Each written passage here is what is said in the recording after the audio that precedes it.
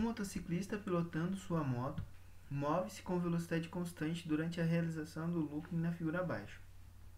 Quando está passando pelo ponto mais alto dessa trajetória circular, o motociclista lança para trás um objeto de massa desprezível, comparada à massa de todo o conjunto motocicleta-motociclista. Dessa forma, o objeto cai em relação à superfície da Terra como se tivesse sido abandonado em A, percorrendo uma trajetória retilínea até passar até B. Ao passar, após esse lançamento em B, o motociclista consegue recuperar o objeto imediatamente antes dele tocar o solo. Desprezando a resistência do ar e as dimensões do conjunto motocicleta-motociclista, e considerando π² igual a 10, a razão entre a normal n, que age sobre a motocicleta no instante em que passa no ponto A, e o peso P do conjunto motocicleta-motociclista, n sobre P, será igual a. Vamos lá. Primeiro, vamos anotar em um sentido, uma orientação positiva para baixo, certo? Para poder fazermos os cálculos com base nesse nosso referencial. Para o corpo, ele está em queda livre.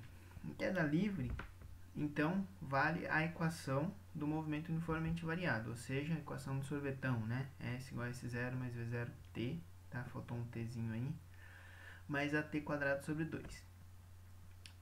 Tanto V0 como S0 é igual a 0, né?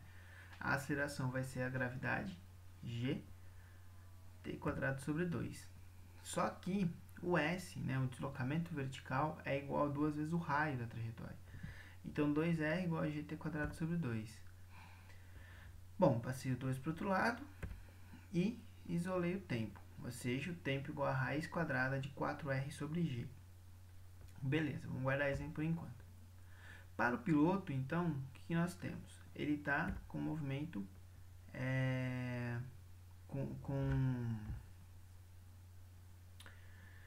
com velocidade constante, movimento uniforme. Então, V igual a ΔS sobre ΔT. Ou seja, se eu considerar o tempo até ele dar meia volta, ou seja, ir de A até B, ele percorreu metade de uma circunferência, ou seja, 2πr sobre 2. Portanto, πr sobre T, né? Ou seja, ΔS do piloto dividido pelo tempo. Isso vai ser na velocidade do piloto. Beleza. Substituindo T aqui embaixo, certo? Vai ficar πr sobre T, fazendo substituição, vai ficar πr raiz de G sobre 4R, né? Ou seja, eu inverti a parte de dentro ali do tempo. Tá indo tranquilo. Bom, vamos lá. Vamos considerar as forças que atuam no corpo. Tá certo? No corpo não, né? No motociclista, né? No conjunto motocicleta-motociclista. Bom, a força-peso ela vai atuar em todo momento, durante toda a trajetória. A normal, no ponto mais alto, né, vai atuar também orientada para baixo. E a resultante vai ser a normal mais o peso. Certo? Aqui nós temos uma soma vetorial, tá? Normal mais o peso. E como ambas estão na mesma direção, então o módulo da resultante vai ser o módulo do peso mais o módulo da normal, tá? Então eu só tirei a seta aí. A resultante vai ser exatamente a centrípeta, a força centrípeta, ou seja, mv² sobre r. O peso é mg. E a normal é uma das coisas que eu quero descobrir. Por quê? Eu quero a razão normal sobre o peso. Tá legal? Então, com isso daí, nós obtemos o valor da normal. Bom, vamos para uma breve discussão. Pergunta número 1. Por que eu comecei calculando o tempo? E depois eu calculei a velocidade do piloto. Bom, porque eu já imaginei o seguinte: peso é mg e a normal é alguma coisa que depende da velocidade do corpo. Tá ok? Da velocidade do motociclista. Justamente por conta dessa equação aqui embaixo. Então, o caminho mais natural seria você tentar equacionar as forças, descobrir que esse cara aqui precisa da velocidade, tá certo? Vir aqui em cima, nessa equação, e perceber que você precisa do tempo de queda, e só então calcular o tempo de queda do corpo, tá? Então eu fiz assim de uma maneira um pouco mais linear, né? Que você vai substituindo e jogando as equações, fica uma maneira um pouco mais bonitinha, mas muitas vezes na hora da prova você pode não perceber isso. Então o caminho mais natural seria você começar em calculando o normal, tá?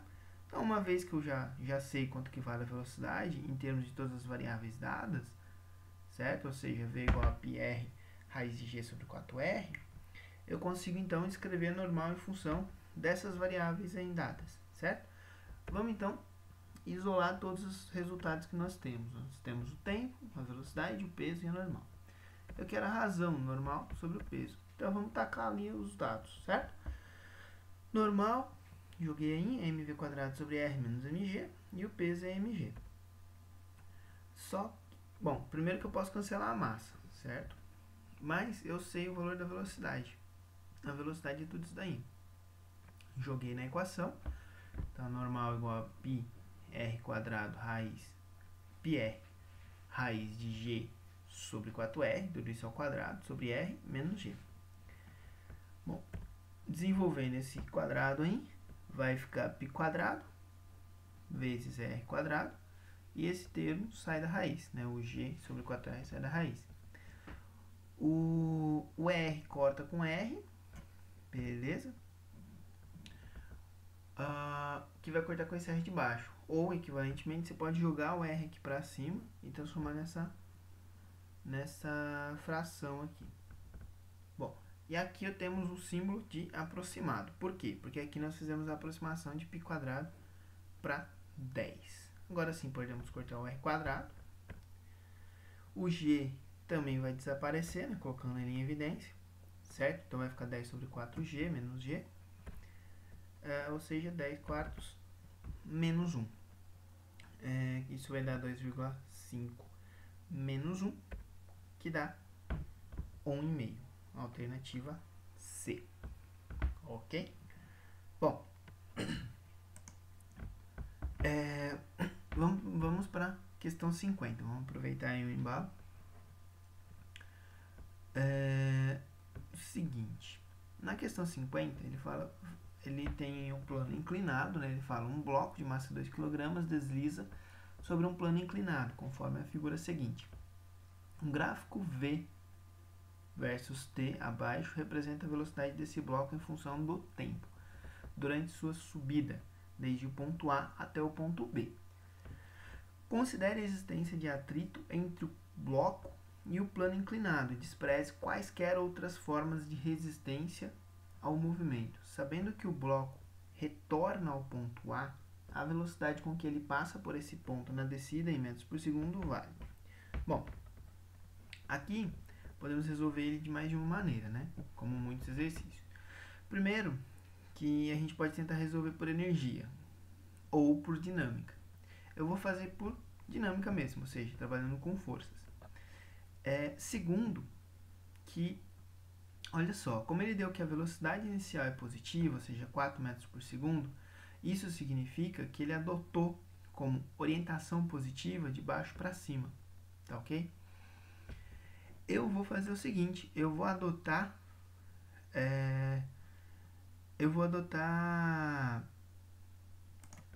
como positivo para baixo. Tá? Minha orientação positiva vai ser para baixo. Portanto, essa minha velocidade aqui é como se ela começasse valendo menos 4, beleza? E o meu ΔS, no final das contas, vai ser negativo, porque ele vai de A para B, tá? Eu vou usar essa orientação, na verdade, para poder ter uma aceleração positiva, porque a velocidade decresce em módulo, ou seja, o vetor velocidade tem um acréscimo na direção para baixo, certo? Se ele estava para cima, ele vai ganhando um vetorzinho um pouquinho mais de velocidade para baixo, ele está diminuindo de tamanho, ele está se tornando cada vez mais positivo, tá ok? Bom, vou manter essa orientação para fazer os cálculos aí, para trabalhar com as forças. Então vamos lá. Para a subida, a resultante vai ser, Px, ou seja, eu estou adotando essa direção como positiva e aqui está a direção do Px. Px mais Φ vai ser a resultante. Por quê? Na subida, o Φ e o Px estão na mesma direção, tá certo? E ambas são as únicas forças que atuam no sentido da direção do movimento. Portanto, a soma dessas duas forças vai ser a resultante. Bom, sabemos que o Φ é μ vezes a normal, e a normal, nesse caso, é o PY, tá? Então, essa aqui seria a direção Y, e ao longo dessa trajetória, a direção X. Ok. Então, vamos lá. O Px é mg seno θ, certo?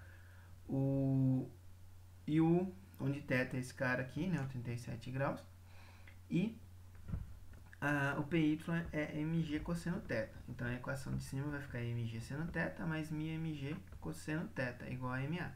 A massa pode ir embora, que aparece em todos os termos.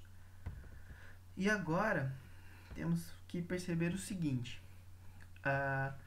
O ângulo de 37 graus é um dos ângulos dentro do triângulo, do famoso triângulo 345. Esse é um ângulo que, em geral, você não precisa decorar, mas eu sugiro bastante que você decore. Decore porque vai ajudar, vai auxiliar você a resolver alguns problemas. E muitas vezes pode facilitar a sua vida perceber que esse é um dos ângulos, digamos, é como se fosse mais um ângulo notável. Não é nem um 30, nem um 45, nem um 60, mas ele acaba sendo mais um ângulo que você sabe, né, ou deveria saber os valores de seno, cosseno e tangente desse ângulo. Então, eu sugiro bastante que você memorize isso daí, ó. Então, nós temos aí um triângulo retângulo, nos quais os ângulos internos são 37 e 53. Então, do lado oposto do maior ângulo, o cateto vale 4.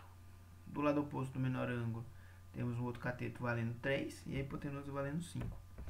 Então, substituindo os dados, mas adotando orientação positiva na direção BA, ou seja, eu já falei isso, né? Coloquei o Gzinho em evidência, né? Só peguei essa equação daqui de cima, coloquei o G em evidência e substituí A por ΔV sobre ΔT. Aqui, substituí os dados, né? Seno de θ é 3/5 e cosseno é 4/5. Tomando cuidado, porque eu usei aqui o 4 como sendo positivo, tá certo? O 4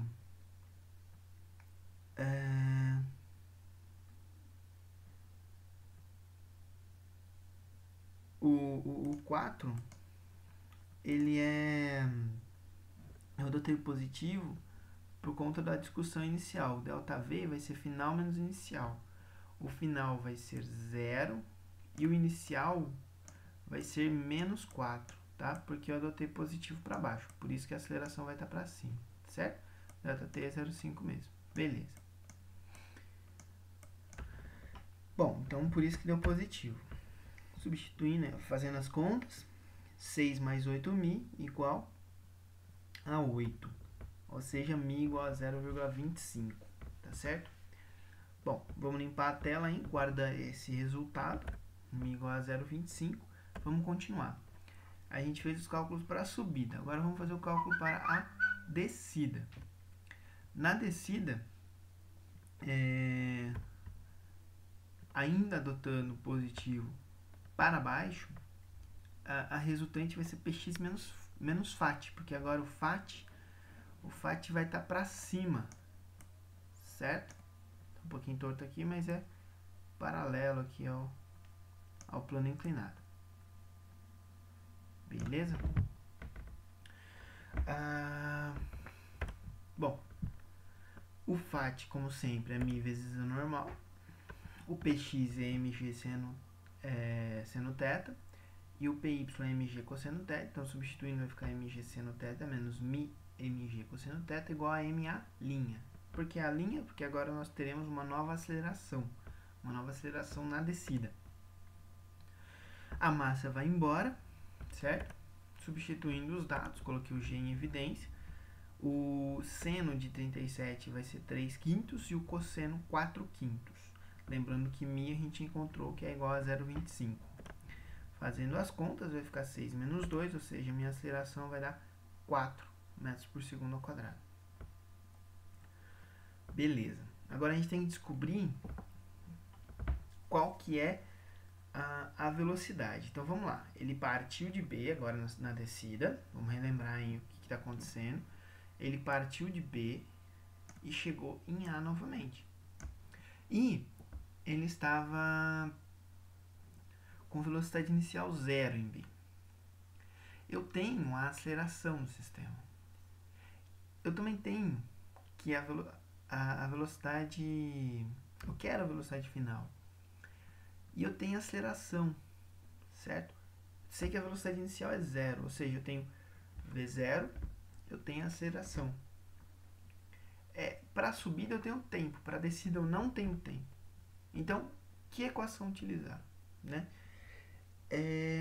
Bom, eu consigo descobrir o ΔS muito tranquilamente. O ΔS vai ser a área desse gráfico aqui. Porque o ΔS de subida é igual ao ΔS de descida. Pelo menos é igual em módulo. Assim, calculando a área do gráfico, a gente descobre o ΔS.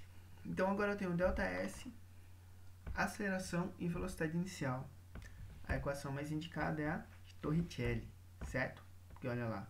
Quero velocidade final, tenho inicial, tenho ΔS, tenho aceleração.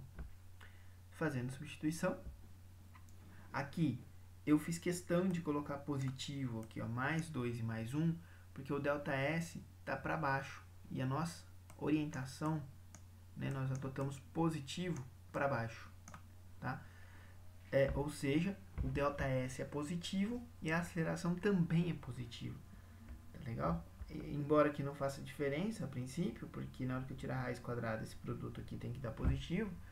Esse é um ponto que é bem comum, um erro aí na hora de utilizar a equação de Torricelli. Por isso que eu fiz questão de colocar mais 2 e mais 1. Fazendo as contas, né? Eita, não é mais 2, né? Desculpa aí. Esse cara aqui, ó, é mais 4. Né? Pelo menos não errei no produto. Tá? Então esse cara aqui é 4. Não é 2 não. Mas enfim, é positivo. E 4 vezes 2, 8. Raiz quadrada de 8 é 2 raiz de 2. Certo? Isso nos dá a letra B como resposta. Tá certo?